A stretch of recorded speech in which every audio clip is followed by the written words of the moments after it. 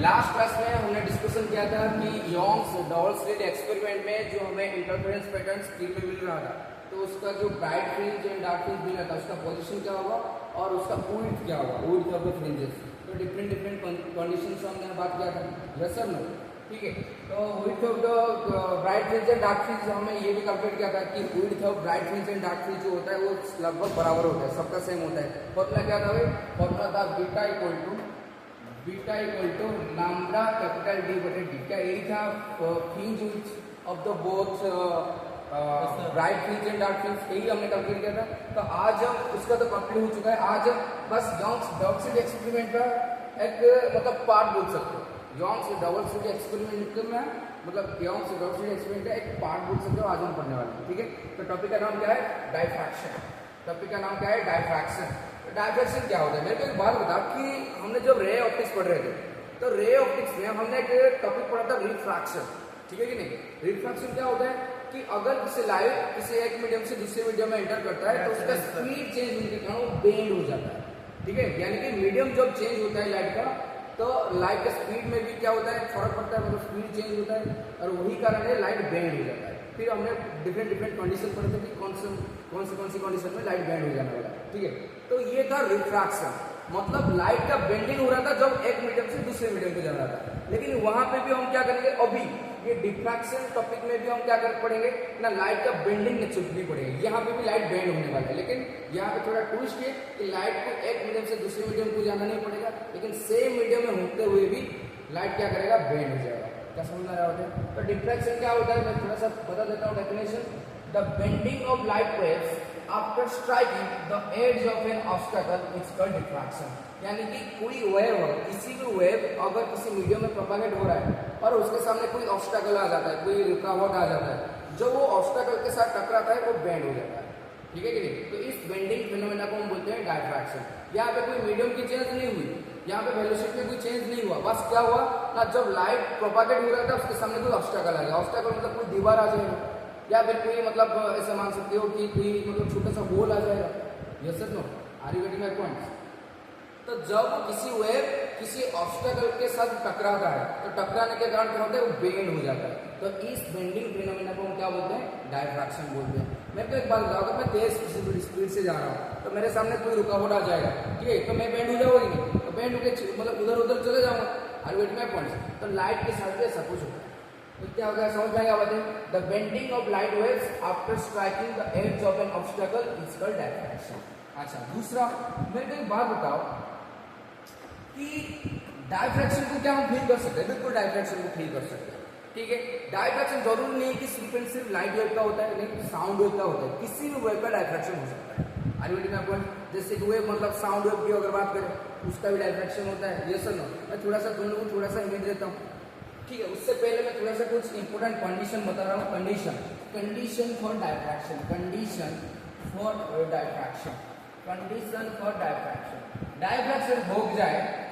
Diffraction हो जाए तो इसके लिए कंडीशन क्या होनी चाहिए? देखो, डायफ्रैक्शन क्या होता है भाई ना, बेंडिंग ऑफ लाइट, जो ऑब्स्टेकल से टकराता है तो लाइट का बेंडिंग फिनोमेना को डायफ्रैक्शन कहते हैं। तो ये डायफ्रैक्शन फिनोमेना होने के लिए कुछ कंडीशन को सेटिस्फाई होना जरूरी है। कौन सा कंडीशन ना, जिस ऑब्स्टेकल के साथ लाइट वेव का टकराव हो रहा है वो ऑब्स्टेकल का साइज लाइट की वेवलेंथ की बराबर होनी चाहिए। पहला कंडीशन क्या समझ में आएगा होता है कि लाइट का वेवलेंथ किसके साथ बराबर होना चाहिए ना, जिस ऑब्स्टेकल के साथ वो टकरा रहा है। मान लो दीवार के साथ टकरा रहा है, ठीक है, दीवार के साथ या किसी मतलब किसी ऑब्जेक्ट के साथ वो टकरा रहा है लाइट, तो वो ऑब्जेक्ट का जो साइज होगा वो लाइट की वेवलेंथ की बराबर होनी चाहिए, तो अब जाके डिफ्रैक्शन पैटर्न होगा, ठीक है। मतलब कंडीशन फॉर डिफ्रैक्शन क्या है, the wavelength of the wave,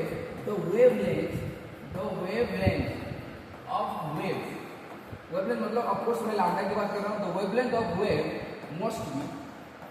must be equal to the size of the obstacle,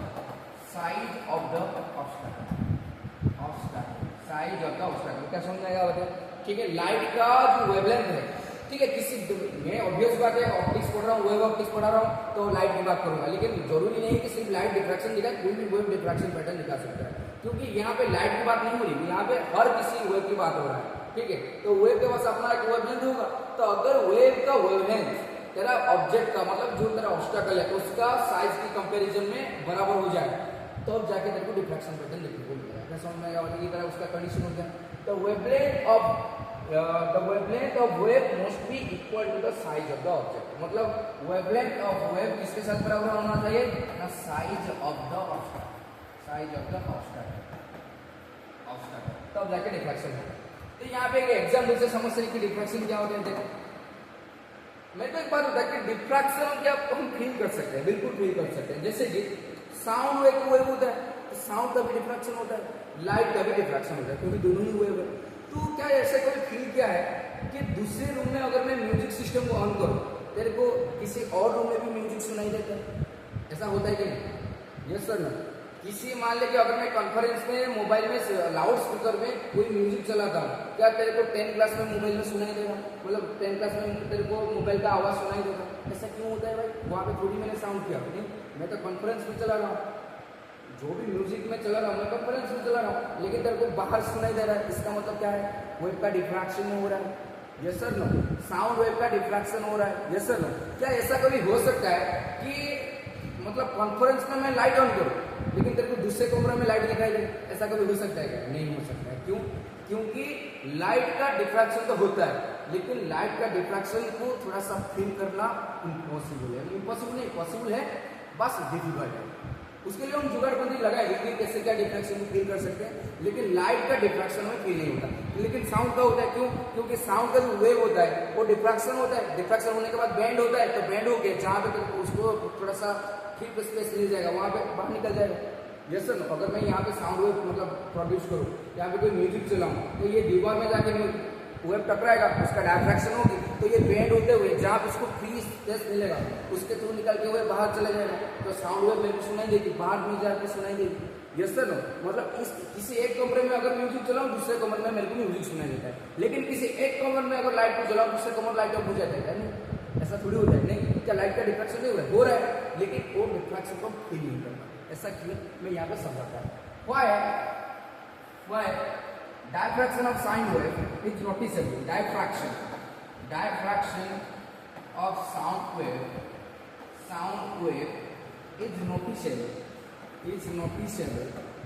is noticeable. But diffraction of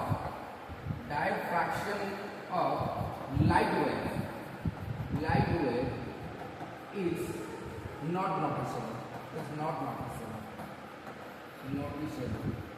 ऐसा क्या है कि साउंड का डायफ्रैक्शन को हम फील कर पाते? यही तो बताया ना एग्जांपल कि यहाँ पे मैं म्यूजिक चलाऊं, दूसरे को अंदर सुनाई देता है। इसका मतलब क्या है? डायफ्रैक्शन हो रहा है, लाइट बैंड होते हुए जा रहा है।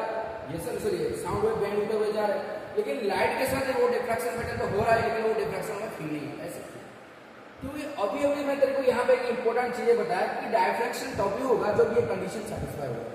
ठीक है, कौन सा कंडीशन है ना? लाइट का जो वेवलेंथ ये तेरा ऑब्जेक्ट की साइज के कंपैरिजन में होना चाहिए, तो अब जाके तू क्या करेगा? डायफ्रैक्शन के फेनोमेना को फील कर पाएगा। ठीक है, और बात करते हैं साउंड का जो वेवलेंथ होता है, साउंड वेव का जो वेवलेंथ होता है, साउंड वेवलेंथ कितना? साउंड वेव का जो वेवलेंथ होता है लैम्डा। ठीक है, मैं लिखता हूँ यहाँ पे लैम्डा ऑफ साउंड वेव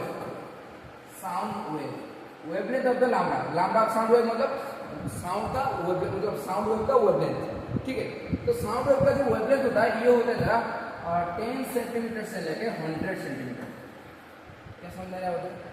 मतलब साउंड वेव का जो वेवलेंथ होता है वो कितना होता है? 10 सेंटीमीटर से लेके, ऑब्वियसली आर्मस्ट्रॉन्ग में भी हम डिफाइन कर सकते हैं, लेकिन यहाँ पे जरूरत नहीं, हम सेंटीमीटर से की बात कर रहे हैं इसका यूनिट। ठीक है, साउंड वेव का जो वेवलेंथ होता है वो होता है 10 सेंटीमीटर से लेकर 100 सेंटीमीटर तक होता है। ये होता है साउंड वेव का मतलब वेवलेंथ। और जो हमारे डे टू डे लाइफ में हम जो ऑब्जेक्ट के एनकाउंटर करते हैं, जो भी ऑब्जेक्ट को हम बात करते हैं, उसका साइज का इसके साइज के कंपैरिजन में आ जाता है, बिल्कुल आ जाता है। तो एक पेन का कितना होता है? एक स्केल होता है 15 सेंटीमीटर। एक स्केल कितना होता है? 15 सेंटीमीटर का होता है। बड़ा सा बड़ा स्केल लेकर 30 सेंटीमीटर। क्या ये 10 सेंटीमीटर से लेकर 100 सेंटीमीटर के बीच में नहीं आता है क्या? बिल्कुल आता है। इसका मतलब जो भी हम छोटे छोटे चीजें ऑब्जेक्ट हमारे डेली लाइफ में एनकाउंटर करते हैं, तो उसका साइज साउंड वेव की वेवलेंथ की कंपैरिजन में आ जाता है। ये सर साउंड वेव के ऑर्डर में आ जाता है। And that is why sound का डायफ्रैक्शन तेरे को पता होता है। समझ में होता है? साउंड का डायफ्रैक्शन तेरे को फील आता है। क्यों? क्योंकि साउंड वेव का जो वेवलेंथ होता है वो डे टू डे लाइफ में जो भी ऑब्जेक्ट हम यूज करते हैं उसका साइज के कंपैरिजन में होता है। क्या यहाँ पे कंडीशन सेटिस्फाई हो रहा है? Yes sir. लेकिन लाइट के केस में होता है, अगर लाइट की वेवलेंथ की बात करो, वेवलेंथ ऑफ लाइट कितना क्या है लैम्बडा ऑफ लाइट मतलब वेवलेंथ ऑफ लाइट। लाइट का जो वेवलेंथ होता है वो होता है 4000 आर्मस्ट्रॉन्ग से लेके होता है 7800 आर्मस्ट्रॉन्ग। क्या समझा रहे होते मतलब लाइट वेव का जो वेवलेंथ होता है वो 4000 आर्मस्ट्रॉन्ग से लेके 7800 आर्मस्ट्रॉन्ग तक होता है, ठीक है कि नहीं। अच्छा आर्मस्ट्रॉन्ग का मतलब क्या होता है 1 आर्मस्ट्रॉन्ग का वैल्यू होता है 10⁻⁻10 मीटर, ये तुम लोगों को पता होगा। 1 आर्मस्ट्रॉन्ग का भाई रिकॉर्ड चल रहा है ना, तो 1 आर्मस्ट्रॉन्ग का मतलब क्या होता है 10⁻⁻10 मीटर, यानी कि लाइट का जो वेवलेंथ होता है मतलब सोचो कि इसकी कॉम्बिनेंस में आता है 10⁻⁻10 कितना छोटा वेवलेंथ, समझ आ रहा है। लाइट वेव का जो वेवलेंथ होता है 4000 आर्मस्ट्रॉन्ग से लेके 7800 आर्मस्ट्रॉन्ग तक, और 1 आर्मस्ट्रॉन्ग का वैल्यू कितना होता है 10⁻⁻10 मीटर, जो कि इतना छोटा 10⁻⁻10 समझना है ना कितना छोटा है। इतना वेवलेंथ छोटा होता है कि उसकी वेवलेंथ की कंपैरिजन में जो ऑब्जेक्ट होता है ना उसका साइज बहुत बड़ा होता है। भाई हमारा साइज एक स्केल का साइज, ये पेन का साइज उससे ज्यादा होगा, समझ रहा है। ये पेन कितना होगा 10 सेंटीमीटर के साथ 8 सेंटीमीटर होगा, तो उससे कहीं ना जाता है। ये कितना होता है 10⁻10 मीटर, समझ रहा है 10⁻10 मीटर, उसको अगर सेंटीमीटर में कन्वर्ट कर 10⁻10 मीटर को तो सेंटीमीटर में कन्वर्ट करेगा कितना 1 मीटर 100 सेंटीमीटर होता है, और 10⁻10 इंटू 100 कितना हो जाएगा भाई बता, ये हो जाएगा 10⁻8 मतलब 0.1 2 3 4 5 6 7 8 इतना समझ रहे हो, इतना छोटा होता है वो, क्या समझ रहे हो। मतलब इसका कंपैरिजन में बहुत छोटा है, मतलब वेवलेंथ की कंपैरिजन में तो पेन की तरफ बहुत ज्यादा बड़ा सा ऑब्जेक्ट हो जाएगा। Are you getting my points, समझ ना होता है। तो यही कारण है कि लाइट का डायफ्रैक्शन हमें दिखाई नहीं देता, क्योंकि लाइट का जो वेवलेंथ होता है उसका रेंज ऑब्जेक्ट के कंपैरिजन में बहुत छोटा होता है, बहुत छोटा। मतलब ये छोटा सा पेन भी ना उसके सामने बहुत बड़ा सा ऑब्जेक्ट की तरह आर्ट करेगा, तो इसलिए हमें लाइट का डायफ्रैक्शन फील नहीं होता। क्या समझ रहा होता है। लेकिन साउंड का क्या होता है, साउंड का जो वेवलेंथ होता है यहाँ पे लिखा हुआ है साउंड का वेवलेंथ 10 सेंटीमीटर से लेकर 100 सेंटीमीटर तक। यहाँ पे क्या होता है वेवलेंथ उसके हमारे जो ऑब्जेक्ट की रेंज में आ जाता है, मतलब साउंड वेव का जो वेवलेंथ होता है वो किसी ऑब्जेक्ट की साइज के कंपैरिजन में बराबर आ जाता है। तो दैट इज द रीजन कि हम साउंड वेव का डायफ्रैक्शन पैटर्न फॉलो कर पाते हैं। मतलब किसी रूम में अगर तो म्यूजिक चलेगा, दूसरे रूम में तेरे को म्यूजिक सुना जाएगा, ये क्या होता है, ये डायफ्रैक्शन है। लाइट का बैंड हीटर चल जा रहा है तो अभी तेरे को फील हो रहा है, लेकिन लाइट के केस में फील नहीं होगा, क्योंकि लाइट का जो वेवलेंथ होता है वो ऑब्जेक्ट के कंपैरिजन में बहुत छोटा होता है, बराबर नहीं होता। दैट इज व्हाई लाइट का डायफ्रैक्शन हम क्या नहीं कर सकते, दिख नहीं सकते। क्या समझ में आया ये सर नो। अच्छा फिर लाइट का डायफ्रैक्शन हम पढ़े मतलब दिखेंगे किसी, उसके लिए कोई जुगाड़ नहीं होगा, तो इसीलिए हम क्या करेंगे ना लाइट को एक सिंगल स्लिट के थ्रू पास करेंगे। समझ रहे होते, जैसे कि हमने कोहेरेंट शूट्स बनाने के लिए क्या कर रहे थे, वैसे तो कोई भी लाइट शूट्स कोहेरेंट नहीं होता, तो कोहेरेंट शूट्स बनाने के लिए हम क्या करते हैं कार्डबोर्ड लेके वहां पे 2 स्लिट्स के थ्रू उसको पास कर रहे थे, यस सर ना। तो वहां पे कोहेरेंट शूट्स मिल रहा था, तो यहाँ पे हम क्या करेंगे ना, यहाँ पे हम लाइट को एक सिंगल स्लिट के थ्रू पास करेंगे, यस सर। यहाँ पे हम सिंगल स्लिट के थ्रू पास करेंगे, फिर देखेंगे कि उसका डायफ्रैक्शन पैटर्न कैसे आता है, ठीक है। तो यहाँ पे मैं लिखता हूँ एक इंपॉर्टेंट चीज है, diffraction of light, diffraction of light. थोड़ा सा डायफ्रैक्शन का भी यहाँ पे तेरे को फील दिलाता हूँ। जैसे कि क्या होता है ना, जैसे कि मान ली इतना कोई सिंगल स्लिट है, ठीक है, और ये स्लिट जो होता है बहुत छोटा होता है, बहुत छोटा। मतलब ये स्लिट का साइज है, डायफ्रैक्शन तभी होगा, हमेशा याद रखना कि डायफ्रैक्शन तभी होता है जब वेव का वेवलेंथ तेरा ऑब्स्टेकल के साइज के कंपैरिजन में बराबर होगा। मतलब यहाँ पे जो भी तेरे को ऑब्स्टेकल दिखाई देगा तो उस ऑब्स्टेकल का साइज तेरा वेवलेंथ की बराबर होनी चाहिए, तब तो जाके तो क्या करेगा डायफ्रैक्शन पैटर्न को शो कर पाएगा, मतलब फील कर पाएगा। तो मान ले यहाँ पे मैंने छोटा सा स्लिट ले लिया और उसका जो साइज है वेवलेंथ के बराबर आसपास बिल्कुल आ जाता है, समझ में आ रहा होता है। अरे वेट माय पॉइंट, मान लो उसका साइज है ए, ये जो स्लिट का साइज है ए रखा, और यहाँ पे मैं लाइट वेव भी छोड़ूंगा, तो मान ले कि लाइट वेव का जो वेवलेंथ है लैम्बडा ये nearly equal to size of slit, क्या समझेगा बताए, तो अब जाके यहाँ पे डायफ्रैक्शन पैटर्न होगा। तो मान ली यहाँ पे कोई प्लेन वेव तेरा आ रहा है ऐसे, मैं डिटेल में पढ़ा हूँ, मान ली यहाँ पे प्लेन वेव जा रहा है ऐसे, तो जैसे ही वो जाके क्या करूँगा, मतलब ये टकराएगा उसके साथ, इस स्लिट के साथ टकराएगा। यहाँ पे ये स्लिट क्या है, ऑब्स्टेकल है, ये सुन स्लिट क्या है ऑब्स्टेकल। लाइट तो हमेशा प्लेन वेव की तरफ सीधा जाने के लिए चाहेगा, लेकिन यहाँ पे गोल कर जाए तो उसके थ्रू उसको पेनिट्रेट होते हुए आगे जाना पड़ेगा, मतलब ऑब्स्टेकल है। तो यहाँ पे क्या होगा ना, लाइट ऐसे बेंड होता हुआ आगे बढ़ेगा, ऐसे बेंड होता हुआ आगे जाएगा, क्या समझ आ रहा होता है, ऐसे बेंड होते हुए आगे जाएगा। तो दिस इज कॉल्ड डिफ्रैक्शन। फिर यहाँ पे हमने स्क्रीन रखेंगे तो हमें corresponding bright fringe, dark fringe वगैरह ऐसे इंटरफेरेंस पैटर्न जैसे योंग्स डबल स्लिट एक्सपेरिमेंट में मिल रहा था वहाँ पे हमें मिलने वाला है। यही बस हमें स्टडी करेंगे। क्या समझने का बात है? तो चलो स्टडी करते हैं लाइट का डिफ्रैक्शन। क्या समझेगा? डिफ्रैक्शन ऑफ लाइट में इंपॉर्टेंट कंडीशन लिख रहा हूँ, इंपॉर्टेंट कंडीशन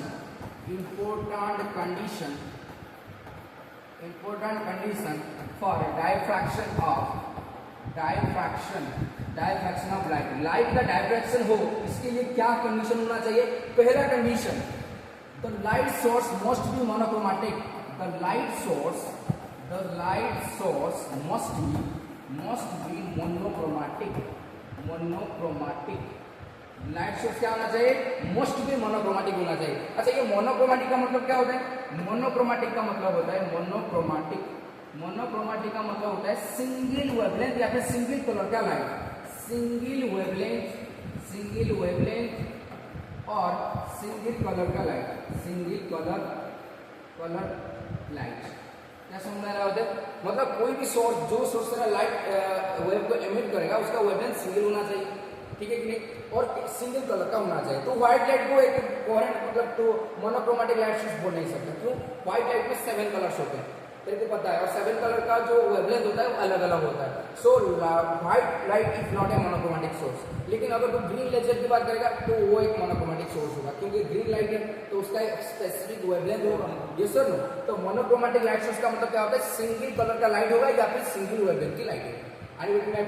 तो यहाँ पे क्या होना चाहिए? The light source must be monochromatic. पहला कंडीशन यही है कि लाइट का डायफ्रैक्शन दिखने के लिए क्या होना चाहिए ना? लाइट का मोनोक्रोमैटिकनेस होना चाहिए, यानी कि मोनोक्रोमैटिक लाइट सोर्स होना चाहिए। सिंगल वेवलेंथ का लाइट या फिर सिंगल कलर का लाइट होना चाहिए। दूसरा क्या होना चाहिए? The wavelength of the light, the wavelength of light must be equal to the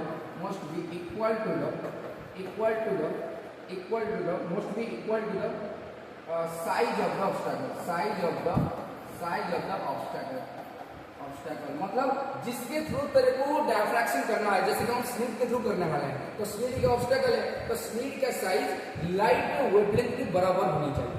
क्या समझेगा? होता है लाइट सोर्स का कोहेरेंट होना चाहिए। कोहेरेंट तो होगा ऑब्वियसली, सिंगल वेवलेंथ फ्रीक्वेंसी है और सेम सोर्स ऑफ लाइट है, ठीक है, वो बात अलग है। लेकिन मोनोक्रोमैटिक होना चाहिए, सिंगल वेवलेंथ सिंगल कलर का लाइट होना चाहिए। और दूसरा क्या होना चाहिए ना? तेरा जो लाइट वेव का जो वेवलेंथ होगा वो किसके साथ बराबर होना चाहिए ना? जो ऑब्स्टेकल है जिसके साथ डायफ्रैक्शन होने वाला है उसका साइज के कंपैरिजन में बराबर होना चाहिए।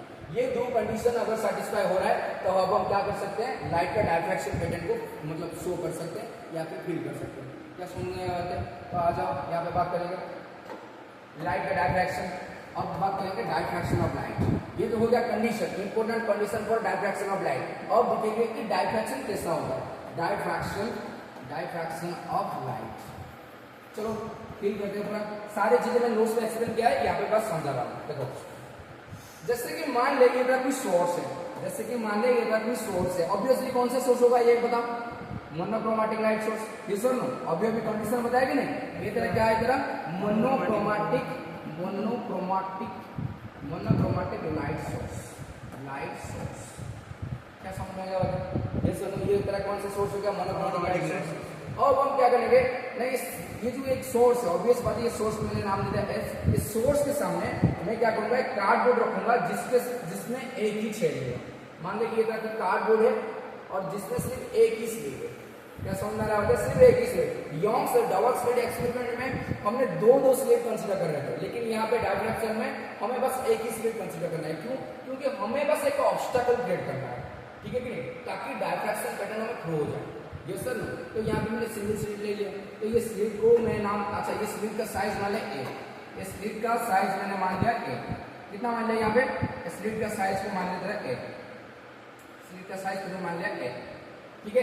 स्लिट का साइज कितना है? ए। और ये तरह मोनोक्रोमैटिक लाइट सोर्स हो गया। मान ले स्लिट से बिल्कुल डी डिस्टेंस से दो, स्लिट से बिल्कुल डी डिस्टेंस से दो, ठीक है? स्लिट से बिल्कुल डी डिस्टेंस से दो। यहाँ पे एक सेकंड, स्लिट से बिल्कुल डी डिस्टेंस से दो। यहाँ पे मैंने एक स्क्रीन लगा दिया, यहाँ पे एक मैंने क्या लगा दिया? स्क्रीन लगा दिया, ताकि मेरे को यहाँ पे डिफ्रैक्शन पैटर्न जो दिखने को मिलेगा लाइट का, वो मेरे को स्क्रीन में शो हो जाए। क्या समझ में आ रहा है? तो यहाँ पे मैंने क्या कर दिया? एक स्क्रीन लगा दिया। ये क्या है? स्क्रीन है। और यहाँ से लेके यहाँ तक डिस्टेंस कितना है? यहाँ से लेके यहाँ तक डिस्टेंस है डी, मतलब स्लिट से लेके और ये स्क्रीन तक, ये तरह क्या है, तरह स्क्रीन, ये तरह क्या है, स्क्रीन। स्लिट से लेके स्क्रीन तक ये जो डिस्टेंस हो गया तेरा डी हो गया। क्या समझ में आया? अच्छा, अगर मैं यहाँ पे तरह, अच्छा ये सोर्स को थोड़ा सा ऊपर ले लें ताकि पूरा बीचों बीच आ जाए।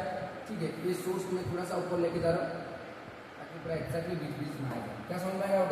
I get my points. अच्छा, अगर मैं यहाँ पे स्क्रीन का एक मिड पॉइंट डिफाइन करूँ, मतलब सोर्स से एक लाइन खींचूं directly to the mid point of the screen, तो मेरे को mid point of the screen मिल जाएगा। तो यहाँ पे मैं ड्रॉ कर एक लाइन ड्रॉ कर दूं, देखिए ना पूरा योंग्स डबल स्लिट एक्सपेरिमेंट की तरह ही होगा यहाँ पे, और कुछ मतलब एक्स्ट्रा चीज है ही नहीं। मैं व्हाइट कलर में करता हूँ। तो यहाँ पे मैंने एक सोर्स बिल्कुल ऐसे एक लाइन खींच दिया, यस सर। तो ये तरह क्या हो गया, सेंट्रल लाइन। ये क्या हो गया तेरा, सेंट्रल लाइन। अच्छा, यहाँ पे जो ये टच कर रहा है यहाँ स्क्रीन में, जिस पॉइंट में ये इंटरसेक्ट कर रहा है, इसको बोलेंगे सेंट्रल पॉइंट। इसको क्या बोलेंगे, centre point, centre of the screen, centre of the screen. क्या समझ में आएगा? बोलते सेंटर ऑफ द स्क्रीन हो गया, यस। अच्छा, मेरे को एक बात बता, अब हम क्या करेंगे, अब हम देखेंगे है तो ये मोनोक्रोमैटिक लाइट सोर्स और एक पॉइंट सोर्स की तरह है, और हमें पता है कि जो पॉइंट सोर्स ऑफ लाइट होता है वो हमेशा कैसा वेवफ्रंट डेवलप होता है, स्फेरिकल वेवफ्रंट डेवलप होता है। तो यहाँ पे क्या होंगे भाई, स्फेरिकल वेवफ्रंट डेवलप होंगे, ऐसे स्फेरिकल वेवफ्रंट डेवलप होंगे, और यही स्फेरिकल वेवफ्रंट तरफ फैलते हुए समय के साथ साथ क्या होंगे, स्लिट के थ्रू पास होने के लिए कोशिश करेंगे। यस सर, नो एक सेकेंड। स्फेरिकल वेवफ्रंट ऐसे डेवलप होंगे, ऐसे फैलते हुए आगे जाएंगे, लेकिन हमें डायफ्रैक्शन दिखने के लिए ये वेवफ्रंट नहीं चाहिए, हमें प्लेन वेवफ्रंट चाहिए। क्यों, मैं बताता हूँ। देख, मैं क्या करूंगा ना, यहाँ पे क्या करूंगा, एक कन्वेक्स लेंस को यहाँ पे पुट कर दूंगा ऐसे। क्या समझ में आएगा? यहाँ पे मैं क्या करूंगा, कन्वेक्स लेंस को पुट कर दूंगा। देख होगा क्या, देख ये तरह क्या है, source light of source of light, ये क्या करेगा, स्फेरिकल वेवफ्रंट को एमिट करेगा, और यही स्फेरिकल वेवफ्रंट, मान लीजिए इतना लेंस हुआ है, यही स्फेरिकल वेवफ्रंट जब ये लेंस के थ्रू पास होने के लिए कोशिश करेंगे, ठीक है, तो ये क्या हो जाएंगे ना, प्लेन वेवफ्रंट में कन्वर्ट हो जाएंगे। हमें प्लेन वेवफ्रंट चाहिए, ठीक है, लेकिन हमें पॉइंट सोर्स से प्लेन वेवफ्रंट को डायरेक्ट कर नहीं सकते, लेकिन हम कर सकते हैं। कैसे ना, ये सोर्स को अगर हम इंफिनिट तक ले जाएं तो इंफिनिट में हमेशा प्लेन वेवफ्रंट आता है, ये तो हमें पता है, लेकिन यहाँ पे हम नहीं लेंगे। क्यों? क्योंकि अगर मैं सोर्स को ही इंफिनिट तक लेके जाऊँ तो इंफिनिट में जब लाइट आता है ना, उसका इंटेंसिटी में लॉस आ जाता है, मतलब उतना ग्लो दिखाई नहीं देता। तो जब इंटरफेरेंस या फिर डायफ्रैक्शन पैटर्न यहाँ पे मेरे को मिलेगा, यहाँ पे जो भी पैटर्न यहाँ पे मिलेगा उसका इंटेंसिटी कम आएगी, जो कि मेरे को जरूरत नहीं है। इसलिए मैं क्या किया ना, मेरे को जुगाड़बंदी लगाना पड़ा यहाँ पे कि मैं सोर्स के सामने बिल्कुल एक कन्वेक्स लेंस रखूं, और हमें पता है कि कन्वेक्स लेंस ऐसे पता है ना तेरे को, इधर कन्वेक्स लेंस है, मान लीजिए ये तरह क्या हो रहा है तेरा, मतलब ऐसे आ रहा है लाइट सोर्स आ रहा है, तो यहाँ पे थोड़ा सा कम डिस्टेंस आएगा, यहाँ पे थोड़ा सा ज्यादा डिस्टेंस जाएगा, यहाँ पे थोड़ा सा ज्यादा डिस्टेंस जाएगा। तो जहाँ पे वेवलेंथ डिस्प्ले लगा दे, तो जिस डायरेक्शन में तेरा वेवफ्रंट प्रोपागेट हो रहे होंगे उसी डायरेक्शन में टेंजेंशियल सर्फेस ड्रा करेगा, तो तेरे को पैटर्न दिखाई देगा ना। तो इसका मतलब क्या करेगा, ये जो स्फेरिकल वेवफ्रंट है ये लेंस के थ्रू जो पास करेंगे ये प्लेन वेव में कन्वर्ट हो जाएंगे। क्या समझ में आ रहा है? अब समझ में आ रहा है ये किसमें कन्वर्ट हो जाएंगे, प्लेन वेव में, और हमें प्लेन वेव चाहिए, हमें क्या चाहिए, प्लेन वेव चाहिए। अच्छा एक सेकंड, ये स्लिट को मैं थोड़ा सा बड़ा कर रहा हूँ ताकि मेरे को चीज़ों को समझने में और समझाने में आसान होगा। थोड़ा सा स्लिट को मैं बड़ा कर रहा हूँ, एक सेकंड, थोड़ा सा मैं स्लिट को बड़ा कर रहा हूँ, ठीक है, थोड़ा सा मैं स्लिट को बड़ा कर रहा हूँ, एक सेकंड। अच्छा हटा, इसको हटा देता हूँ, मैं बना रहा हूँ थोड़ा सा स्लिट को बड़ा करता हूँ, क्योंकि बड़ा चाहिए स्लिट को। यहाँ पे क्या हो गया बात है, तो ये जो स्लिट का जो उल्ट है, इसका उल्ट है कितना, ए है, उसको थोड़ा सा एक्शन कर दूँगा, यहाँ पे एक्शन हटा देते हैं उसको।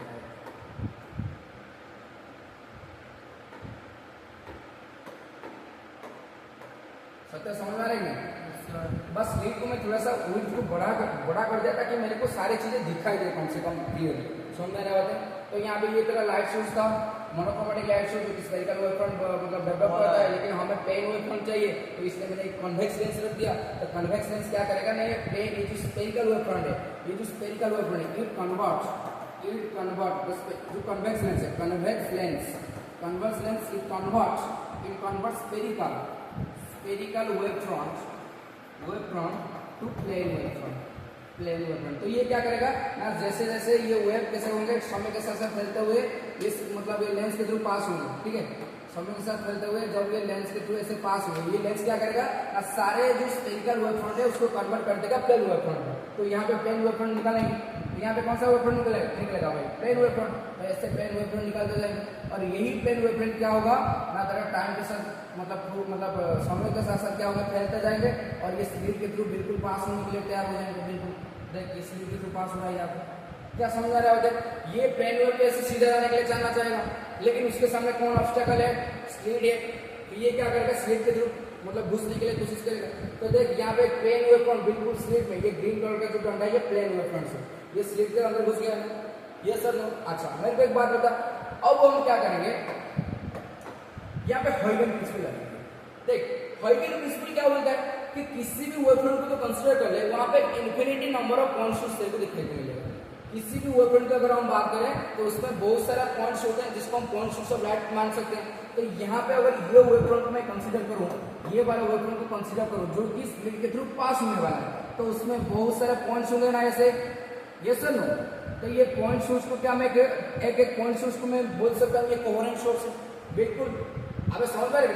यहाँ पे जितने भी मतलब ये जो वेवफ्रंट जो कि मतलब स्लिट के थ्रू पास होने वाला है, उसमें अकॉर्डिंग टू हाइगन प्रिंसिपल क्या बहुत सारे पॉइंट्स होंगे जो कि इंफिनिटी मतलब जो कि कोहेरेंट सोर्स की तरह एक्ट करेंगे और पॉइंट सोर्स की तरह एक्ट करेंगे। यस और नो? पर जिसके सेकेंडरी वेवलेट्स एमिट्स होंगे। समझ में आ रहा है? तो यहाँ पे बहुत सारे इंफिनिटी पॉइंट्स होंगे। कितना पॉइंट्स होंगे? Infinity points. और सारे के सारे पॉइंट क्या होंगे? कोहेरेंट सोर्स होंगे। ठीक है, गिवन यहाँ पे वेवफ्रंट में, ठीक है, all the points in the wavefronts are act is coherent source, coherent point source की तरह काम करेंगे ये सारी चीजें, क्योंकि ये सेकेंडरी वेवलेट्स को वही लोग ही मतलब क्या करते हैं? एमिट्स करते हैं। यस सर ना? अबे हाइगन प्रिंसिपल याद है कि नहीं? पढ़ते नहीं हो क्या कुछ? ऐसा मुंह बाइगन ऐसा शक्ल क्यों हो रहा है तुम लोगों का? एक हाइगन प्रिंसिपल क्या बोलता है? किसी भी एक वेवफ्रंट ले ले तो उसमें जितने भी पॉइंट्स होंगे वो सारे के सारे तरह क्या होंगे ना पॉइंट सोर्स की तरह एक्ट करेंगे, पॉइंट सोर्स ऑफ लाइट की तरह एक्ट करेंगे, जिसमें सेकेंडरी वेवलेट्स आता है। यही हाइगन प्रिंसिपल बताता था कि नहीं? ठीक है, तो वहां पे हमने कंसीडर कर लिया। तो यहाँ पे किसी भी वेवफ्रंट में तो इंफिनिटी हो सकता है। तो यहाँ पे मान ले कि इंफिनिटी नंबर ऑफ क्या है? इंफिनिटी नंबर ऑफ वेवलेट्स है, पॉइंट सोर्स जो की तरह कोहेरेंट सोर्स की तरह एक्ट करेंगे। और तेरे को ये बात भी पता था कि जितने भी पॉइंट्स होंगे वेवफ्रंट में सारे के सारे सेम फेज में होंगे, सारे के सारे सेम फेज में ऑसिलेट करते हैं, तो इसलिए तो इसको बोलते हैं कोहेरेंट सोर्स। समझ में आ रहा है? अच्छा अब हम क्या करेंगे? ये लाइट है, ये जो जितने भी यहाँ पे पॉइंट सोर्स है जो कि कोहेरेंट सोर्स की तरह एक्ट करेंगे, ये क्या करेंगे? सेकेंडरी वेवलेट्स को यहाँ पे एमिट करेंगे और वही सेकेंडरी वेवलेट्स फैलते हुए यहाँ तक आएगा स्क्रीन तक। समझ में आ रहा है कि नहीं? अच्छा मैं क्या करूंगा यहाँ पे? मैं यहाँ पे और एक कन्वेक्स लेंस को यहाँ पे रखूंगा। मैं क्या करूंगा यहाँ पे? और एक कन्वेक्स लेंस को मैं बिल्कुल यहाँ पे बीचों बीच यहाँ पे रखूंगा, स्लिट के सामने यहाँ पे एक कन्वेक्स लेंस को और रखूंगा। अच्छा ये तरह मान ले लेंस को। अच्छा ये कन्वेक्स लेंस क्यों रखा? क्योंकि देख अगर मैं यहाँ पे लेंस को नहीं रखूंगा तो सारे लाइटें फैलते हुए बहुत सारे लाइट इधर चले जाएंगे, स्क्रीन से बाहर भी चले जाएंगे, क्योंकि वेवफ्रंट में बहुत सारा पॉइंट्स है, कोहेरेंट सोर्स है। ठीक है, सारे सोर्स में इंफिनिटी सोर्स में लाइट्स वेव्स बहुत सारे क्रिएट होंगे, सेकेंडरी वेवलेट्स, और ये स्क्रीन को पार करके चले जाएंगे। लेकिन मैं नहीं चाहता हूं कि सारे के सारे जो वेवलेट्स है वो स्क्रीन से पार चले जाए। मैं चाहता हूं कि सारे वेवलेट्स को कन्वर्ट कराते हुए मैं किसके ऊपर फोकस करूं? स्क्रीन के ऊपर फोकस करूं। तो इसलिए मैंने यहाँ पे कन्वेक्स लेंस लगा दिया। तो कन्वेक्स लेंस क्या होता है? कन्वर्जिंग लेंस होता है। तो मतलब जितने भी वेवलेट्स यहाँ पे सेकेंडरी वेवलेट्स डेवलप होंगे वो ये कन्वेक्स लेंस के थ्रू पास होंगे, तो ये कन्वर्ज हो गया आगे यहाँ पे पहुंच जाएंगे ये सर स्क्रीन के ऊपर। तो यहाँ पे कोई वेवलेट्स वेस्ट होने की कोई जरूरत नहीं है और मेरे को सारे परफेक्ट इंटेंसिटी के साथ डायफ्रैक्शन पैटर्न स्क्रीन के ऊपर देखने को मिलेगा। Are you getting my points? अच्छा अब हम क्या करेंगे देखते हैं। अच्छा यहाँ पे मैं और एक बात बताता हूँ, जब पॉइंट सोर्स होता है सेकेंडरी वेवलेट्स हमेशा ऐसे ऐसे फैलते होता है ना, तो यहाँ पे मैं सेकेंडरी वेवलेट को वेव फ्रंट के हिसाब से नहीं बल्कि रे डायग्राम के हिसाब से दिखाऊं।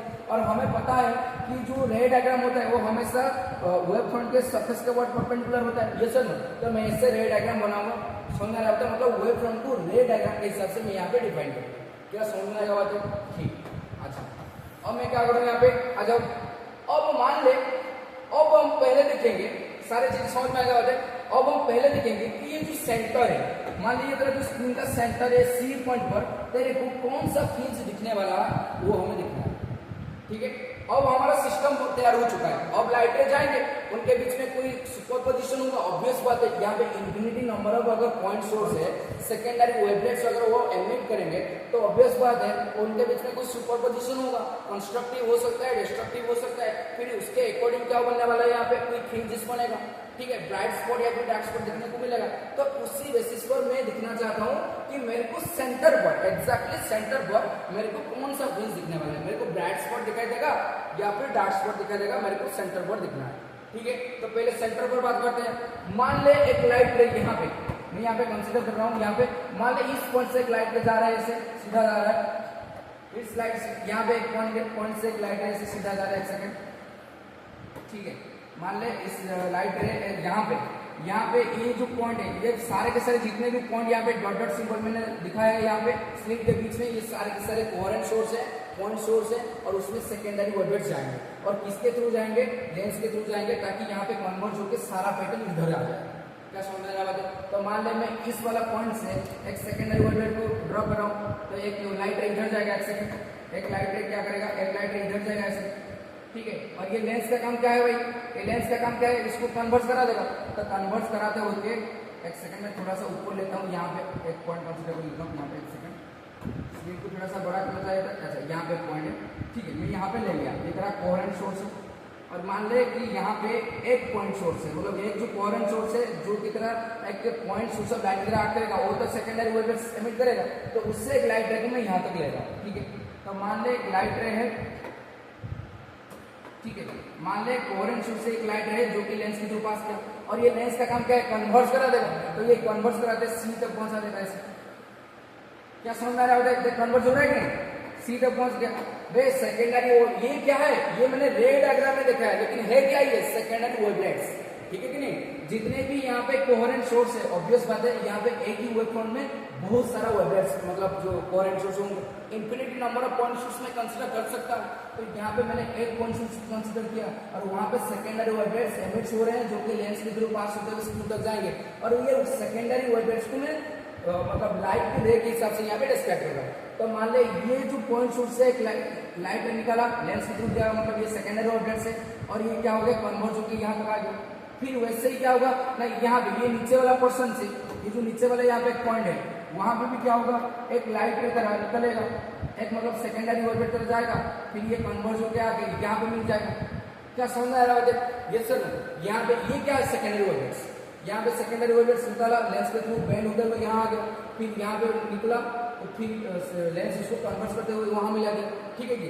अच्छा, यहाँ पे जाके दो वेवलेट्स एक दूसरे के साथ सुपर इम्पोज हो रहे होंगे, ठीक है कि नहीं। तो मेरे को एक बात बता, यहाँ पे कौन सा फ्रिंज देखने को मिलेगा, मेरे को एक बात बता, क्या यहाँ पे जितना डिस्टेंस है लाइट को यहाँ तक आने में मतलब कवर करना पड़ा, जितना वेवलेट्स को जितना डिस्टेंस यहाँ से लेके यहाँ तक कवर करना पड़ा, क्या एग्जैक्टली उतना ही डिस्टेंस ये वाला कोहेरेंट सोर्स से लाइट रे को, यानी कि सेकेंडरी वेवलेट को उतना ही डिस्टेंस कवर करना पड़ा सेंटर तक जाने के लिए। तो इसका मतलब यहाँ पे जो दो वेवलेट जा रहे हैं वो सेम डिस्टेंस कवर कर रहे हैं सेम टाइम पर, तो वहां पे कोई पैथ डिफरेंस होगा ही नहीं। तो अगर किसी वेव का पैथ डिफरेंस 0 होता है, अगर किसी वेव का पैथ डिफरेंस क्या होता है, 0 होता है, तो बताओ वहां पे पैथ डिफरेंस किससे डिनोट करना है, डेल्टा से।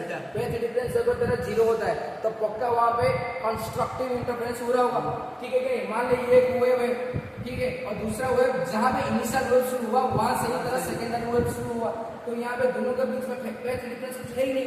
पैथ डिफरेंस मतलब आगे पीछे थोड़ी चलता है, नहीं, तो यहाँ पे दोनों का स्टार्टिंग पॉइंट और एंड पॉइंट सेम है, तो इसका मतलब सेम फेज में चल रहे हैं। अगर सेम फेज में चलते होंगे तो उनके बीच में कौन सा सुपरपोजिशन होता है, कंस्ट्रक्टिव सुपरपोजिशन। तो यहाँ पे कोई पैथ डिफरेंस होगा ही नहीं, क्योंकि सेम डिस्टेंस में जाकर कवर कर रहे हैं, तो पैथ डिफरेंस 0।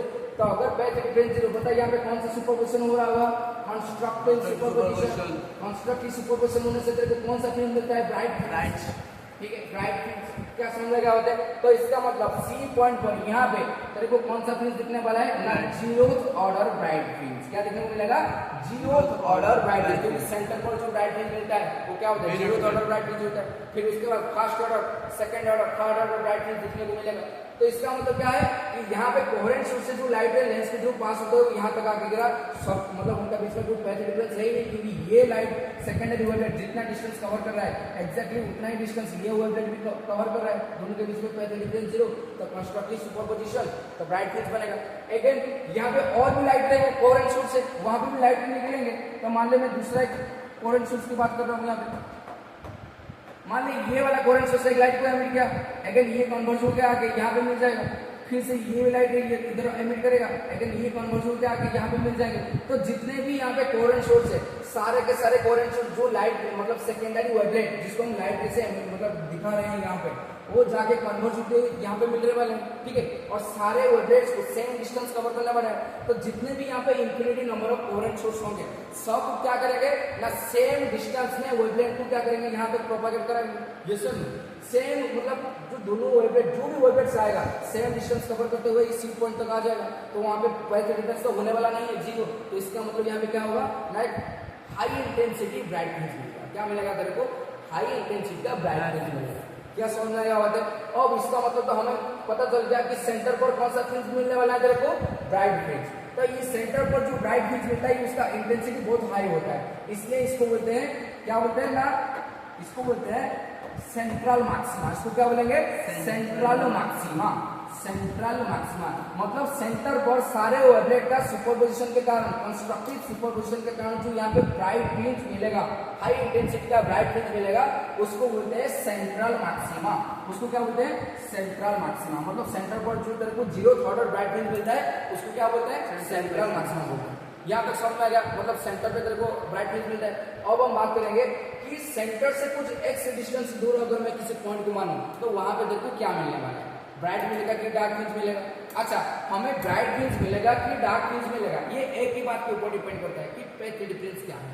अगर तेरा पैथ डिफरेंस 0 तो इसका मतलब कोई होगा नहीं, ठीक है, आगे बढ़िए माय पॉइंट, कोई मतलब पैथ डिफरेंस आएगा नहीं, सेम फेज में चलेंगे ब्राइट फ्रिंज मिलेगा। तो पैथ डिफरेंस अगर कुछ आ रहा है तो इसका मतलब वहां पे ब्राइट डार्क फ्रिंज भी बन सकता है। तो मतलब हम क्या करेंगे, किसी x डिस्टेंस से दूर मान ले कि मैं यहाँ पे पॉइंट ले रहा हूँ, यहाँ पे मतलब C से सेंटर से x डिस्टेंस से दूर यहाँ पे मान ले मैंने पॉइंट ले लिया P। कौन सा पॉइंट ले लिया? यहाँ पे P पॉइंट ले लिया जो कि x डिस्टेंस दूरी पर है। और मैं दिखना चाहता हूँ कि यहाँ पे जो एक कोहेरेंट सोर्स ऑफ लाइट है, जितने भी पॉइंट सोर्स है वहां पे जो लाइट रे यहाँ पे जाके मिलेंगे, जो भी उनके बीच में सुपरपोजिशन हो रहा होगा, तो सुपरपोजिशन के कारण यहाँ पे मेरे को ब्राइट फ्रिंज दिखने को मिलेगा या फिर डार्क फ्रिंज दिखने को मिलेगा, ये मैं दिखने वाला है, ठीक है। अच्छा, मेरे को कैसे पता चलेगा कि यहाँ पे ब्राइट की डार्क फ्रिंज? मेरे को दिखना पड़ेगा कि जो लाइट में जाके यहाँ पे सुपर इम्पोज होंगे, ऑब्वियस बात है सारे कोहेरेंट सोर्स से लाइट जाएंगे यहाँ पे, ये सर ना, तो मेरे को दिखना पड़ेगा वो लाइट के बीच में कोई पैथ डिफरेंस आ रहा है कि नहीं। अगर पैथ डिफरेंस आ रहा है तो उसका मतलब वहाँ पे ब्राइट की डार्क फ्रिंज बन सकता है, तो यहाँ पे मैं दिखेगा। तो मान ले रेड डायग्राम बना ले यहाँ पे, जैसे कि मान ले ये वाला जो कोहेरेंट सोर्स है यहाँ से जो व्हाइट लाइट मतलब व्हाइट पॉइंट सोर्स है, यहाँ से एक लाइट ऐसे गया, ठीक है, अगेन ये कन्वर्ज होकर यहाँ तक आ गया। क्या समझ आ रहा होता है? और दूसरा यहाँ से नीचे वाला जो व्हाइट लाइट है जो कि पॉइंट सोर्स की तरह एक्ट कर रहा है, वहां से भी एक लाइट ऐसे गया और ये इसको कन्वर्ज कर देगा यहाँ तक। क्या समझ आ रहा होता है? ये गया यहाँ तक कन्वर्ज हो गया, ठीक है। तो ये तरह लाइट ले जाके यहाँ पे मिल रहे हैं, P पॉइंट पर मिल रहे हैं, तो बताओ उनके बीच में कोई पैथ डिफरेंस आएगा क्या? देख, यहाँ से मतलब ये वाला पोर्शन से यहाँ से जो लाइट रे जाएंगे, यहाँ पे जो कोहेरेंट सोर्स होगा, यहाँ से जो लाइट रे यानी कि सेकेंडरी वेवलेट्स लेंस के थ्रू यहाँ तक आएंगे, ये थोड़ा सा कम डिस्टेंस कवर करेंगे। लेकिन यहाँ पे जो इस तरह से मतलब कोहेरेंट सोर्स है, जो भी तरह पॉइंट है वेवफ्रंट के ऊपर, तो यहाँ से जो वेवलेट सेकेंडरी वेवलेट जाएंगे लेंस के थ्रू, उसको जाने के लिए ज्यादा डिस्टेंस कवर करना पड़ रहा है। तो इसका मतलब दोनों वेव के बीच में कुछ ना कुछ तो आएगा पैथ डिफरेंस, बस वही पैथ डिफरेंस को हमें कैलकुलेट करना है। क्या करना है? कैलकुलेट करना है। तो देखो यहाँ पे दो लाइट जाके यहाँ पे P पॉइंट पर जो मिल रहे हैं, क्या उनके बीच में कुछ एंगल बन रहा है? ये वाला एंगल थीटा, और हमें पता है कि जो एंगल बनता है इसको हम स्मॉल एंगल मानेंगे। अगर स्मॉल एंगल मानेंगे तो ये कौन सा हो जाएगा? Small angle approximation. क्या समझ आ रहा है? अच्छा, यहाँ पे हम क्या करेंगे, मेरे को एक बात बता कि ये दोनों के बीच में पैथ डिफरेंस कैसे पता चलेगा मेरा? अगर दोनों के बीच में एंगल तेरा छोटा है और दोनों के बीच में जो पेज डिफरेंस ढूंढ रहा है तो क्या करेगा, नेक्स्ट परपेंडिकुलर ड्रॉ करेगा। तो अब ऐसे बता था कि नहीं कि अगर मान ले ये तो कोई बड़ा सा लाइन है, ये तो कोई छोटा लाइन है और उनके बीच में एंगल तेरा थीटा बन रहा है, तेरे को ये दोनों के बीच में डिफरेंस है, तो क्या करेगा ना, यहाँ पे एक परपेंडिकुलर ड्रॉ कर देगा। तो ये परपेंडिकुलर ड्रॉ करने से क्या होगा ना, ये वाला लाइन और ये वाला लाइन दोनों बराबर हो जाएंगे, तो बचा हुआ पार्ट तेरा टच डिफरेंस आ जाएगा। ये सर, तो वहां पे ये वाला लाइन, यहाँ पे सेकंड, यहाँ पे ये वाला जो लाइट है, यहाँ पे जो ये वाला लाइट है, ये वाला लाइट है यहाँ पे, ये छोटे वाला लाइन है, ये तरह बड़ा वाला लाइन है, क्योंकि लाइट को ज्यादा डिस्टेंस कवर करना पड़ रहा है कि नहीं, तो यहाँ पे कुछ पेज डिफरेंस आएगा। कैसे पता करूंगा, क्योंकि यहाँ पे एंगल तरह स्मॉल है, ये तरह क्या है, यहाँ पे ये तरह स्मॉल एंगल है, ये तरह क्या है, स्मॉल एंगल, ये तरह स्मॉल एंगल है, ये सर नो, ये तरह स्मॉल एंगल है। तो अगर स्मॉल एंगल है तो मैं यहाँ पे परपेंडिकुलर ड्रॉ कर दूंगा, तो मेरे को पेज डिफरेंस पता चल जाएगा। तो ड्रॉ कर एक परपेंडिकुलर, तो यहाँ पे मैंने एक परपेंडिकुलर ड्रॉ कर दिया ऐसे, यहाँ से बिल्कुल एक परपेंडिकुलर ऐसे ड्रॉ कर दिया। क्या समझ आ रहा होता है, ये एक्चुअल क्या है, ये एक्चुअल में परपेंडिकुलर। एक सेकंड में उसको थोड़ा सा मतलब खतरनाक तरीके से दिखा रहा हूँ, ताकि खतरनाक तरीके से दिखना चाहिए, नहीं तो तुम लोग गड़बड़ हो जाएगी यहाँ पे। एक सेकंड, मैं थोड़ा सा ये लाइट रे ऐसे जा रहा है ना, ऐसे सीधा नहीं करना चाहिए था, थोड़ा सा मैं इसको थोड़ा सा बना रखता हूँ। एक सेकंड देखो, तो ये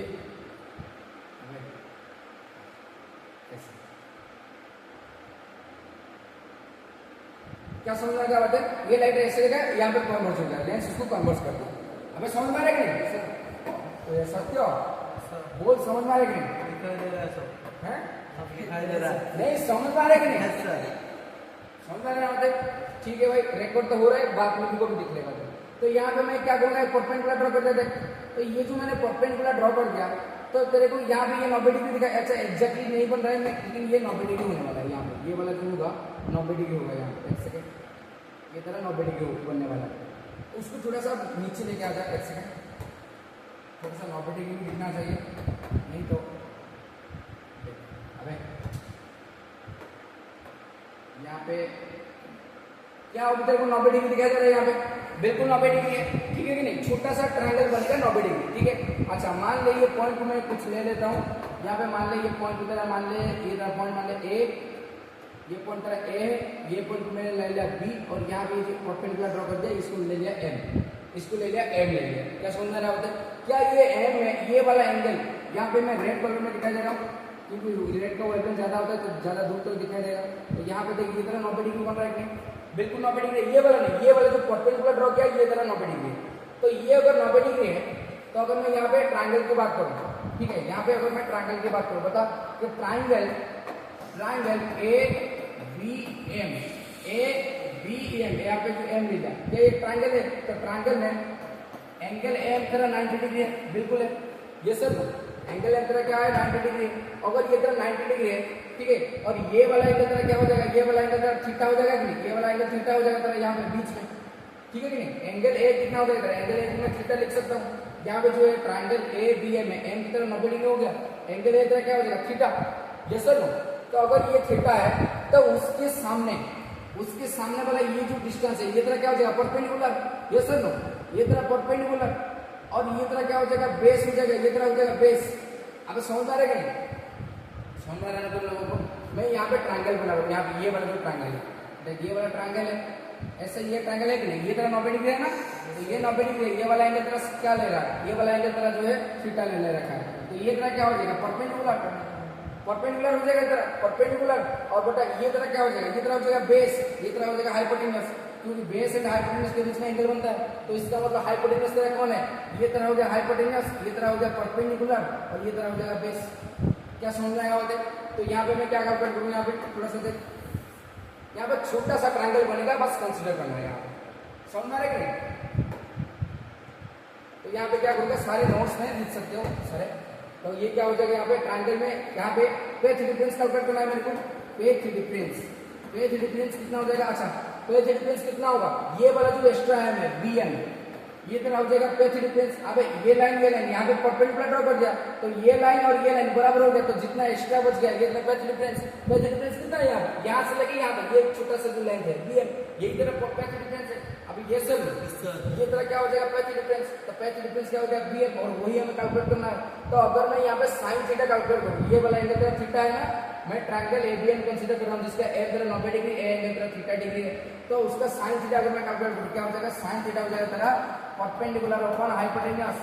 परपेंडिकुलर कितना है, परपेंडिकुलर तेरा बीएम है, ये तेरा क्योंकि थीटा के सामने वाला एंगल परपेंडिकुलर तेरा बीएम बटे बेस कितना हो जाएगा तेरा, सॉरी हाइपोटेन्यूज एबी, बीएम बटे एबी, ये तेरा हाइपोटेन्यूज है, ये तेरा हाइपोटेन्यूज समझ में आ रहा है, बीएम बटे एबी, ये कितना हो गया तेरा, बीएम कितना था, बीएम तो तेरा कैलकुलेट करना है क्योंकि पेज डिफरेंस है, तो बीएम क्या हो जाएगा तेरा बीएम बटे एबी, एबी का डिस्टेंस कितना है भाई, क्योंकि साइज की तो ए मान रखा है, एबी क्या है, ये जो हाइपोटेन्यूज है मतलब ये स्लिट का लेंथ है, हाइपोटेन्यूज क्या है, स्लिट का लेंथ, स्लिट का लेंथ कितना मान चुका है तू, 8, ठीक है, तो स्लिट के बदले तू यहाँ पे क्या लिखेगा, यहाँ पे एबी मतलब लेंथ हो तो स्लिट ए हो गया, तो बीएम क्या हो जाएगा तेरा, तो बीएम तेरा हो जाएगा ए sin theta. This is what, this is the patch difference. तो ये पैच डिफरेंस से हमें कैसे पता चलेगा कि यहाँ पे ब्राइट फ्रिंज बनेगा या फिर डार्क फ्रिंज बनेगा ना, यहाँ पे जो भी सुपरपोजिशन हो रहा होगा, ठीक है कि नहीं, अगर यहाँ पे ब्राइट फ्रिंज का मतलब पैच डिफरेंस के बराबर आ जाए, ठीक है कि नहीं, ब्राइट फ्रिंज का पैच डिफरेंस के बराबर आ जाए तो इसका मतलब यहाँ पे कंस्ट्रक्टिव सुपरपोजिशन होगा, यहाँ पे ब्राइट फ्रिंज बनेगी।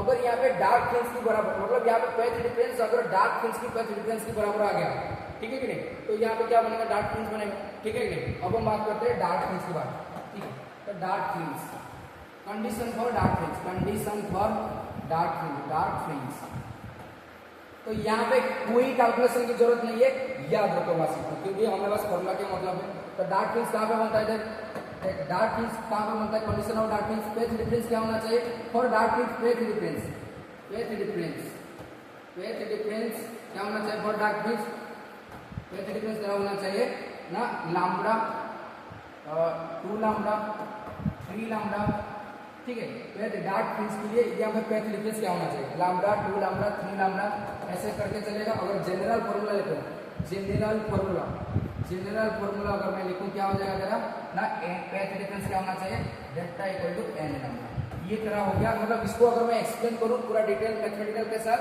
यहाँ पे तेरे को पता चलेगा कि लैम्बडा 2 लैम्बडा जैसे यॉन्ग्स डॉर्सी एक्सप्लेन के कैलकुलेट करे थे, पेज डिफरेंस ये सर वहां पे भी होगा सिंगल स्लेट में, जब लैम्बडा 2 लैम्बडा 3 लैम्बडा के बराबर मतलब इंटीग्रल मल्टीपल ऑफ लैम्बडा आ रहा होगा, वहां पे तेरे को डार्क फ्रिंज दिखाई मिलेगा, क्या मिलेगा, डार्क फ्रिंज, ठीक है। तो पेज डिफरेंस क्या होना चाहिए, जनरल टर्म में एन लैम्बडा, और यहाँ पे एन का वैल्यू कितना होगा ना, 1 2 3 से शुरू, ठीक है नहीं, मतलब इन पेज डिफरेंस में तेरे को कौन सा सुपरपोजिशन देखने को मिलेगा, डिस्ट्रक्टिव और डार्क फ्रिंज देखने को मिलेगा, ये सर। अच्छा, यहाँ पे तेरे को डार्क फ्रिंज दिखाई दे तो इसके लिए यहाँ पे जो पेज डिफरेंस क्रिएट हो रहा होगा, ये पेज डिफरेंस ये मतलब वैल्यू के साथ बराबर होना चाहिए, तो अब जाके वहां पे डार्क फ्रिंज होगा। तो इसका मतलब यहाँ पे जो पेज डिफरेंस कैलकुलेट किया है इसको इक्वल कर दे उसके साथ, तो क्या मैं लिख सकता हूँ यहाँ पे a sin theta must be equal to n lambda, तब जाके क्या होगा, तब डार्क फ्रिंज मिलेगा, ठीक है कि नहीं। ये हमने कंडीशन निकल दिया कि इन कंडीशन में तेरे को डार्क फ्रिंज मिलता है, और तो वहां पे जो भी पेज डिफरेंस आया है वो पेज डिफरेंस अगर इन कंडीशन को सेटिस्फाई कर रहा है तो वहां पे क्या होगा, डार्क फ्रिंज मिलेगा। तो मैंने यहाँ पे बना दिया a sin theta equal n lambda, this is the condition of dark fringe, this is the condition of, this is the condition of dark fringe. क्या समझ में आ रहा है, एन लैम्बडा के बराबर हो जाएगा। अच्छा, अब हम बात करेंगे ब्राइट फ्रिंज के लिए। मेरे को एक बात बता कि जो हमें पैटर्न मिलता है, जो भी इंटरफेरेंस पैटर्न मिलता है, जो भी पैटर्न मिलेगा, क्या उसमें एक ब्राइट फ्रिंज होता है, कॉरेस्पॉन्डिंग डार्क फ्रिंज होता है। पहला आएगा तेरा ब्राइट, फिर आएगा डार्क, फिर आएगा ब्राइट, फिर आएगा डार्क, फिर आएगा ब्राइट, फिर आएगा डार्क, फिर आएगा ब्राइट, फिर आएगा डार्क, ऐसे कुछ मिलता है। ये सर मतलब पहला आएगा ब्राइट, फिर उसके बाद डार्क, फिर ब्राइट, फिर डार्क, फिर ब्राइट, फिर डार्क, मतलब ऐसे मिलता है। ये सर तो इसका मतलब क्या मैं यहाँ पे बता सकता हूँ कि दोनों डार्क के बीच में एक ब्राइट फ्रिंज आएगा। ये सर दोनों डार्क के बीच में एक ब्राइट फ्रिंज आएगा, ठीक है। तो इसका मतलब अगर तेरा लैम्बडा 2 लैम्बडा में तेरा आ रहा है डार्क फ्रिंज, लैम्बडा पर भी आ रहा है डार्क फ्रिंज, 2 लैम्बडा पर भी आ रहा है डार्क फ्रिंज, तो उनके बीच वाला पर्सन में तेरे को क्या मिलेगा, ब्राइट फ्रिंज मिलेगा।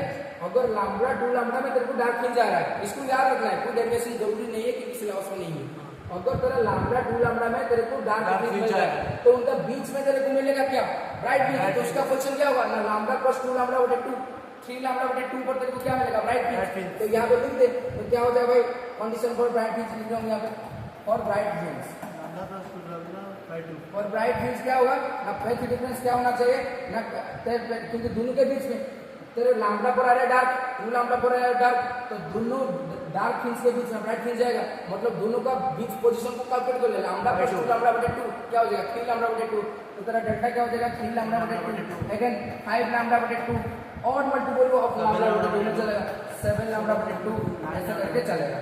क्या समझ में आ रहा है? तो इन कंडीशन में तेरे को क्या मिलने वाला है, ब्राइट फ्रिंज मिलने वाला है। समझ में आ रहा है ब्राइट फ्रिंज।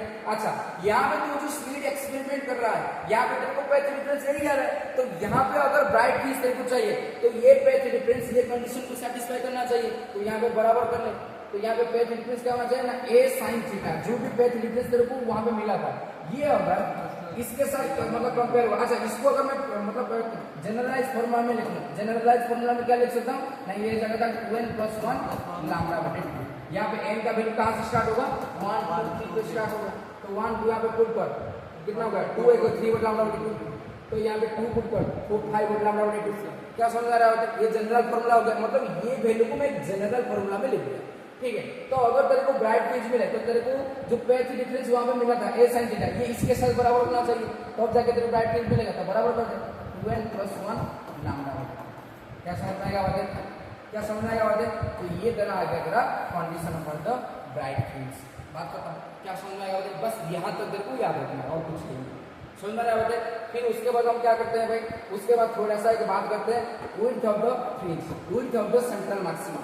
एक टॉपिक है width of the central maxima, central maxima, width of the central maxima, ठीक है, width of the central maxima, यानी कि हमें देख पता चला कि जब लाइट रे सेंटर पर जाके सुपर इम्पोज होते हैं, हमें पूरा हाई इंटेंसिटी का ब्राइट लाइट मिलता है, उसका width कितना होगा, यानी कि बीटा कितना होगा, बीटा उटा width कितना होगा। मेरे को एक बात बता कि किसी भी एक ब्राइट फ्रिंज का width तो अभी पता चलता है कि दोनों कोरस्पोंडिंग डार्क फ्रिंज कहाँ पे बनता है, ये सब, क्योंकि हमें पता है कि ब्राइट दोनों डार्क फ्रिंज के बीच में एक ब्राइट फ्रिंज आता है, ठीक है कि नहीं, दोनों डार्क फ्रिंज के बीच में एक ब्राइट फ्रिंज आता है।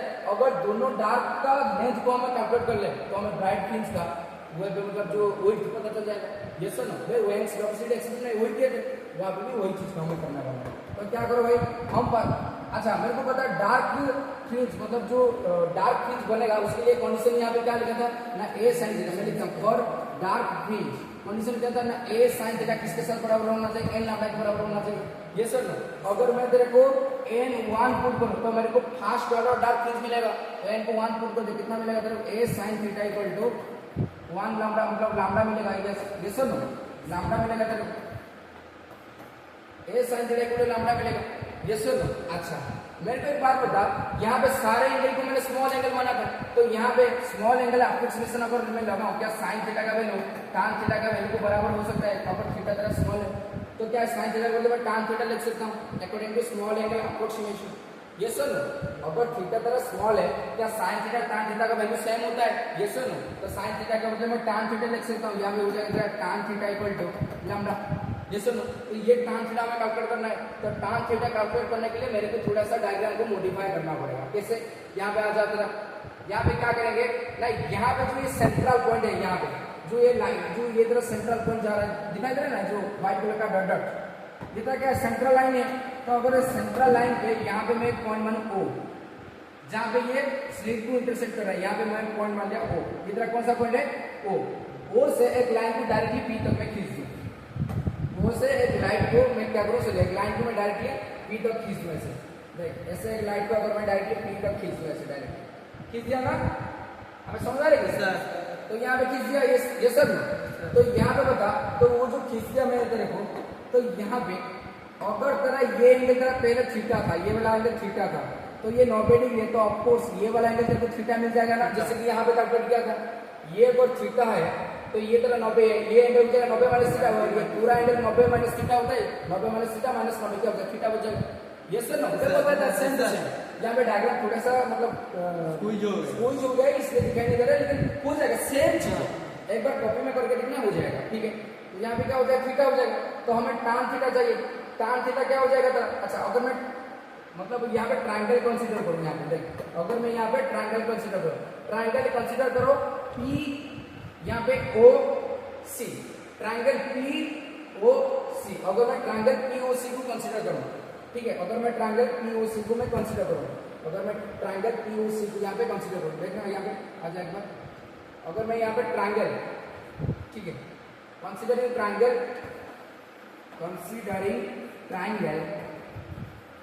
पीओसी कंसीडर करूं, तो यहाँ पे tan थीटा क्या होता है, tan थीटा तरह होता है परपेंडिकुलर ओपन बेस, ये सर ना, तब बताओ वो राइट एंगल ट्रायंगल में परपेंडिकुलर क्या यही था, परपेंडिकुलर क्या यही था तेरा परपेंडिकुलर, अगर पीओसी ये ट्रायंगल कंसीडर करो, क्या यही था तेरा परपेंडिकुलर, क्योंकि थीटा का सामने वाला ये होता है परपेंडिकुलर, एक्स परपेंडिकुलर बटे बेस, ये हो गया तेरा बेस, और बेस किसके साथ बराबर है, डी के साथ बराबर है, तो मतलब x बटे डी हो जाएगा, परपेंडिकुलर ऊपर बेस का मतलब क्या है x बटे डी, तो यहाँ पे tan थीटा वैल्यू क्या आ गया x बटे डी, तो पुट कर दे यहाँ पे tan थीटा का वैल्यू x बटे डी, यहाँ पे क्या हो जाएगा तेरा tan थीटा क्या हो जाएगा x बटे डी, तो ये वैल्यू लेके यहाँ पे पुट कर दीजिए, क्या हो जाएगा तेरा a tan थीटा वैल्यू कितना आ गया x बटे डी, तो x बटे डी इक्वल टू तेरा लैम्डा आ गया, ये सर ना, x बटे डी इक्वल टू लैम्डा आ गया, अच्छा अगर ये तेरा लैम्डा आ गया तो x का वैल्यू क्या हो जाएगा ना लैम्डा डी बटे ए, तो ये तेरा क्या आ गया लैम्डा डी बटे डी क्या आ गया ना फास्ट डार्क फ्रिंज का पोजीशन आ गया, ये किसका आ गया फास्ट डार्क फ्रिंज का पोजीशन, ठीक है कि नहीं, फास्ट ऑर्डर डार्क फ्रिंज का पोजीशन। अच्छा मैं तेरे को एक बात बता दे रहा कि ब्राइट फ्रिंज में जितना ऊपर डार्क फ्रिंज बनता है एग्जैक्टली उतना नीचे डार्क फ्रिंज मिलता है, क्योंकि सारे सिमेट्रिक मतलब तरीके से अरेंज होते हैं, मतलब जितना दो ब्राइट फ्रिंज के बीच में जितना डिस्टेंस होता है, दो डार्क फ्रिंज के बीच में उतना डिस्टेंस होता है, मतलब सेंटर से जितना ऊपर डार्क फ्रिंज बनेगा उतना सेंटर से नीचे भी उतना डिस्टेंस पर डार्क फ्रिंज मिलेगा। तो अगर तेरे को यहाँ पे मान ले x डिस्टेंस पर यहाँ पे तेरे को कोई डार्क फ्रिंज मिल रहा है, यहाँ पे ध्यान से देखना, अगर तेरे को सेंटर से x डिस्टेंस दूर यहाँ पे तेरे को P पॉइंट पर डार्क फ्रिंज मिल रहा है, फास्ट ऑर्डर डार्क फ्रिंज मान ले D1, तो एग्जैक्टली x डिस्टेंस नीचे सेंटर से x डिस्टेंस नीचे यहाँ पे भी तेरे को वही फास्ट ऑर्डर डार्क फ्रिंज मिलेगा, ये सुनो आता कि नहीं B0 B1 B1 नीचे B2 ऊपर B2 नीचे, ऐसे आता है कि नहीं, क्योंकि डिस्टेंस बराबर होता है। तो अगर तेरा सेंटर से x डिस्टेंस पर तेरे को फास्ट ऑर्डर डार्क फ्रिंज मिल रहा है, क्या उतना डिस्टेंस नीचे भी तेरे को डार्क फ्रिंज मिलेगा। तो अगर तेरे को उल्ट चाहिए, हमें पता है कि दोनों डार्क फ्रिंज के बीच में जितना डिस्टेंस होगा वही तरह हो जाएगा ब्राइट फ्रिंज का, सेंट्रल ब्राइट फ्रिंज का उल्ट, ये सर नो, यहाँ पे डार्क फ्रिंज बन रहा है, यहाँ पे डार्क फ्रिंज बन रहा है, तो मिड वाला पार्ट में तो तेरा सेंट्रल ब्राइट फ्रिंज बनेगा, तो उसका उल्ट क्या होगा इतना डिस्टेंस, तो मतलब ये x 2x कर दे, तो ये तरह हो जाएगा उल्ट ऑफ द ब्राइट फ्रिंज, समझ में आ रहा है, अब समझ रहे नहीं, ठीक है, तो यहाँ पे क्या हो जाएगा तेरा बता, यहाँ पे तेरा हो जाएगा now the width of central bright fringe, तो width of central bright fringe क्या हो जाएगा ना width of the बीटा क्या हो जाएगा तेरा central bright fringe CBF, beta CBF मतलब कुछ समझ आ रहा है, central bright fringe, ठीक है कि उसका क्या हो जाएगा width क्या हो जाएगा बीटा ना 2x, क्योंकि सेंटर से x डिस्टेंस पर तेरे को डार्क फ्रिंज मिल रहा है फर्स्ट ऑर्डर, नीचे भी उतना डिस्टेंस पर डार्क फ्रिंज मिलेगा, तो दोनों डार्क फ्रिंज के बीच में जो डिस्टेंस होता है वही होता है तेरा width of the bright fringe, क्योंकि दोनों डार्क फ्रिंज के बीच में ब्राइट फ्रिंज आता है, यस सर, तो यहाँ ऊपर x नीचे x, टोटल डिस्टेंस कितना हो गया 2x, तो ये तेरा किसका हो गया ना ब्राइट सेंटर क्या हो गया तेरा ना ये तेरा हो गया width of the central bright fringe, तो यहाँ पे x का वैल्यू पुट करते क्या हो जाएगा 2 लैम्डा d बटे a, this is the width of the central bright fringe. तो यहाँ पे मैं बड़ा मतलब बड़े तरीके से लिख रहा हूँ, यहाँ पे बीटा क्या हो जाएगा width, ये क्या होगा width of central bright fringe, width of central bright fringe, beta क्या हो जाएगा 2 लैम्डा d बटे a, क्या समझ रहा होता है, ये फॉर्मूला को रट लेगा भाई, रट ले, क्या समझ रहा होता है, यस और नो, तो this is what beta equal to 2 lambda d बटे a, width of the central maxima, यहाँ पे सेंट्रल ब्राइट फ्रिंज मैक्सिमा तो वही होता है ना सेंट्रल मैक्सिमा, समझ रहा होता है, width of the central bright fringe क्या हो जाएगा, या फिर width ऑफ सेंट्रल मैक्सिमा क्या समझ रहा होता है। अच्छा उसका और एक छोटा सा पर्सन बचा हुआ है, ऑलरेडी 95% कंप्लीट, बस और 5% बचा हुआ है, इंटेंसिटी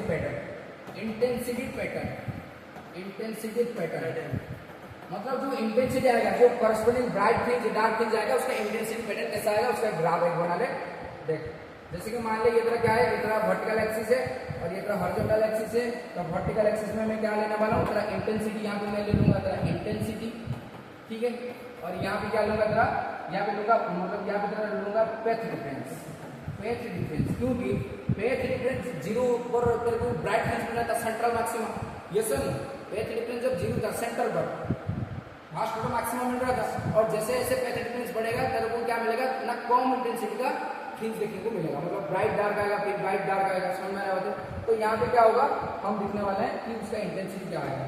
तो देख यहाँ पे तेरा ये वो मतलब 0 है ऑरिजिन पर, पेथ डिफरेंस को कैसे लिखेंगे, लैम्डा 2 लैम्डा 3 लैम्डा 4 लैम्डा, और यहाँ पे कितना हो जाएगा लैम्डा 2 लैम्डा 3 लैम्डा और 4 लैम्डा।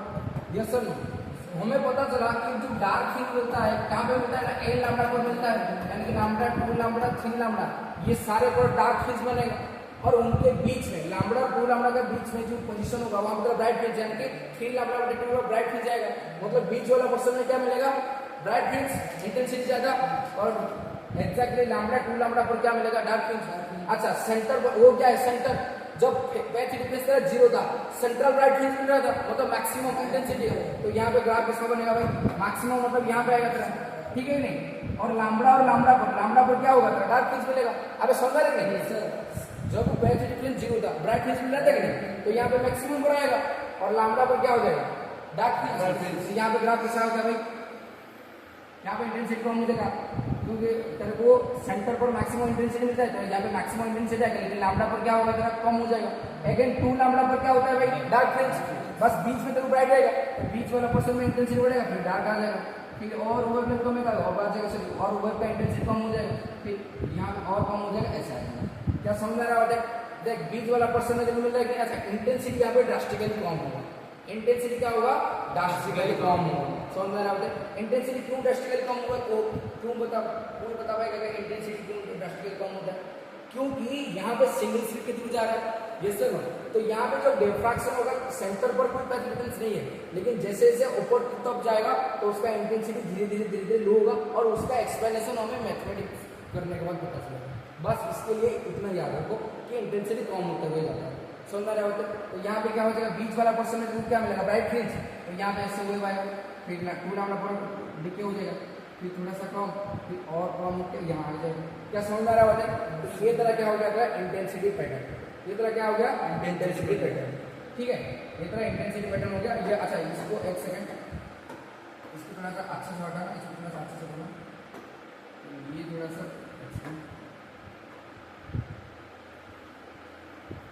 समझ रहा है, ठीक है। बस ये तरह क्या हो गया तेरा इंटेंसिटी पैटर्न हो गया। तो बात बताओ wave optics complete, wave optics complete, wave optics complete. अच्छा उसका इंटेंसिटी का वैल्यू तो लिख सकते हो, यहाँ पे मैक्सिमम इंटेंसिटी आई नॉट आता है, और यहाँ पे मैक्सिमम इंटेंसिटी आता है आई नॉट बटे 9, आई नॉट स्क्वायर बटे 9 आता है, और यहाँ पे आता है आई नॉट बटे आई नॉट बटे 25, आई नॉट स्क्वायर बटे 25 आता है, और यहाँ पे आता है आई नॉट स्क्वायर बटे 49। क्या समझ रहा है, ये इंटेंसिटी, इसको ये जानने की जरूरत नहीं है क्योंकि क्वालिटेटिव ट्रीटमेंट है, ये मैथमेटिक्स से पता चलेगा। अगर तुम लोग को मैथमेटिक्स से पता था यहाँ पे रिगोरियस मैथमेटिक्स करने वाला हूँ सर, ठीक है। मेरे को पता था तुम लोग नहीं बोलोगे, तो ये क्या हो जाता है आई नॉट स्क्वायर बटे 9, इसका अभी ये क्या है इंटेंसिटी का इंटेंसिटी, कि ये जो यहाँ पे जो फ्रिंज बन रहा है ब्राइट फ्रिंज, इसका इंटेंसिटी कितना हुआ ना, टोटल इंटेंसिटी का 9वां भाग, मतलब बहुत कम इंटेंसिटी, इसलिए तो ग्राफ तरह कम हो रहा है, उसका जो पीक वैल्यू कम होता हुआ जा रहा है, समझ रहा है। तो आई नॉट बटे 9 स्क्वायर हो जाए, इसका हो जाएगा आई नॉट स्क्वायर बटे 25, और इसके तरह आई नॉट स्क्वायर बटे 49। ये वैल्यू याद रख लेना, अगर जरूरत है तो, नहीं तो छोड़ो, समझ आएगा। वो ऑप्टिक्स कंप्लीट स्टॉप।